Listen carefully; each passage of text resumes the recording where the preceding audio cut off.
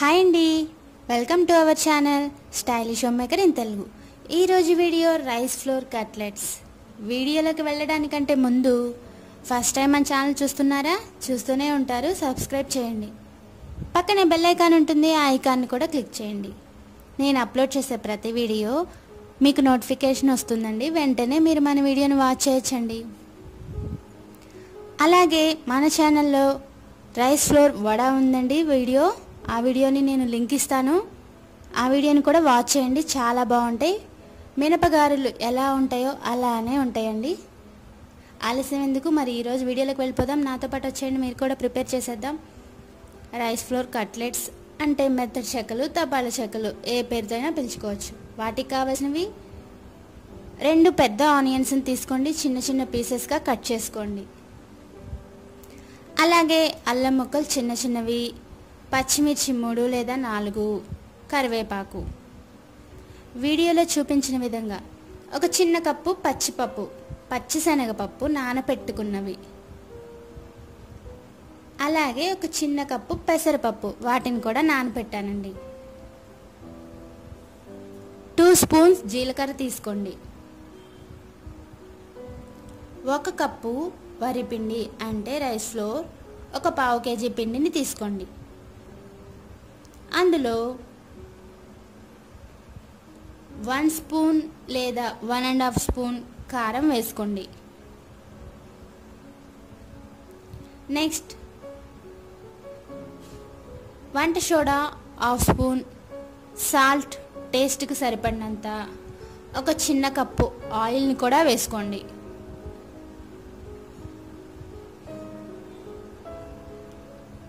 చూసారు కదా, ఒక చిన్న కప్పు ఆయిల్ని కూడా వేసుకోండి. అన్నిటినీ మిక్స్ చేయండి. పిండిని కలపడానికి సరిపడిన వాటర్ కూడా తీసుకోండి. ఒకటేసారి వాటర్ అంతా పోయొద్దండి, పిండి పల్చనైపోతుంది. మనకి కట్లెట్స్ లాగా అంటే తపాల చెక్కల్లాగా రావు. సో కొంచెం కొంచెం వాటర్ పోసుకుంటూ పిండిని కలపండి. చూసారు కదా, నేను పిండిని ఎలా కలిపానో అలా కలపాలి. అంటే మనం కట్లెట్ని చేసుకోవడానికి వీలుగా ఉండే విధంగా కలుపుకోవాలి. వీడియోలో చూపించిన విధంగా చూసారు కదా, చేతికి మనం ఏ ఆయిల్ రాసుకునే అవసరం లేదు, అలా చేసేయచ్చు. నెక్స్ట్ స్టవ్ ఆన్ చేసి ఒక బాండీని పెట్టుకోండి. బాండీ వేడెక్కిన తర్వాత ఫ్రైకి సరిపడినంత ఆయిల్ వేసుకోండి. నేను చేత్తోనే చేశానండి. చూసారు కదా, ఎలా చేశానో చూపిస్తున్నాను వీడియోలో, ఈజీగా అయిపోతుంది. అలాగే మరొకటి చూపిస్తున్నాను, చేత్తోనే చేసుకోవచ్చండి, చాలా ఈజీగా అయిపోతుంది. ఒకవేళ చేత్తో చేసుకోవడం కుదరకపోతే కవర్తో చేసుకోవచ్చు, లేదంటే ఆయిల్ కవర్తో కూడా చేసుకోవచ్చు. మన ఛానల్లోనే ఆయిల్ కవర్స్ని ఎలా యూస్ చేసుకోవాలో వీడియో కూడా ఉందండి, కావాలంటే అది కూడా లింక్ ఇస్తాను, మీరు వాచ్ చేయొచ్చు. మీకు ఎలా ఈజీగా ఉంటే అలా చేసుకోండి. ఆయిల్ వేడెక్కిందండి. వేడెక్కిన తర్వాత మనం ఆల్రెడీ ప్రిపేర్ చేసి పెట్టుకున్నాం కదా, ఆ చెక్కల్ని అంటే కట్లెట్స్ని ఆయిల్లో వేసేద్దాం. చాలా టేస్ట్గా ఉంటాయండి. పచ్చిపప్పు పెసరపప్పు వేస్తున్నాం కదా, చాలా బాగుంటాయి. పిల్లల నుండి పెద్దవాళ్ళ వరకు చాలా చక్కగా ఇష్టపడతారు. అందరికీ తెలిసిన స్నాక్ ఐటెం, చాలా బాగుంటుంది. మంచి గోల్డ్ కలర్లో వస్తాయండి, చాలా బాగుంటాయి. ప్రిపేర్ చేసుకోవడం కూడా చాలా త్వరగా అయిపోతుంది. చూసారు కదా, వాటిని ఒకసారి అటు ఇటు కదపండి, తిప్పండి. వీడియోలో చూపించిన విధంగా ఒకసారి వాటిని తిప్పేయండి. పైన వైపు అడుగున వైపు మంచిగా వేగుతాయి.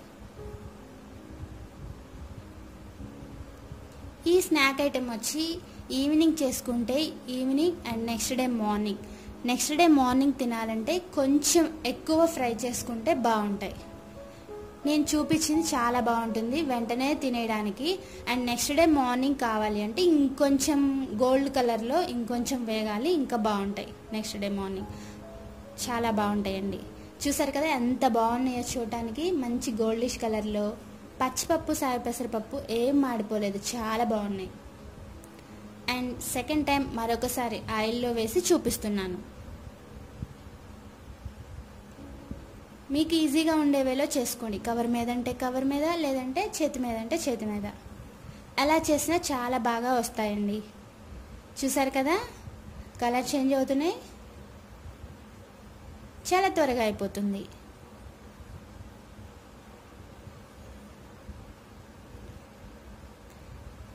సెకండ్ టైం వేసిన కట్లెట్స్ కూడా రెడీ అవుతున్నాయి. చాలా పర్ఫెక్ట్గా వచ్చాయండి. మీరు కూడా చేయండి, ఇలాగే చాలా బాగుంటాయి. వేడివేడిగా తింటే చాలా బాగుంటాయి. వేగాయి కదండి, ఇప్పుడు మనం ప్లేట్లోకి తీసుకుందాం. అన్నిటినీ ప్లేట్లో పెట్టేసుకుందాం తీసేసి. ఆయిల్ కూడా పెద్దగా ఏం పట్టదండి, చాలా తక్కువ పడుతుంది.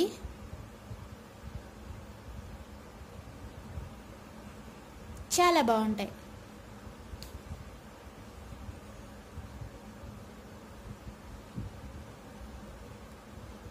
ఇంతేనండి ఈ వీడియో మీకు నచ్చింది అనుకుంటే లైక్ చేయండి, ఫ్రెండ్స్ అండ్ ఫ్యామిలీస్కి షేర్ చేయండి.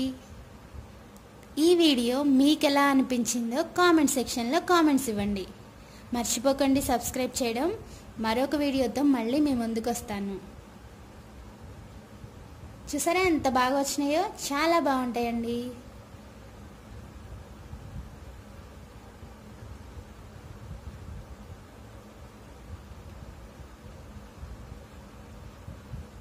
Thanks for watching.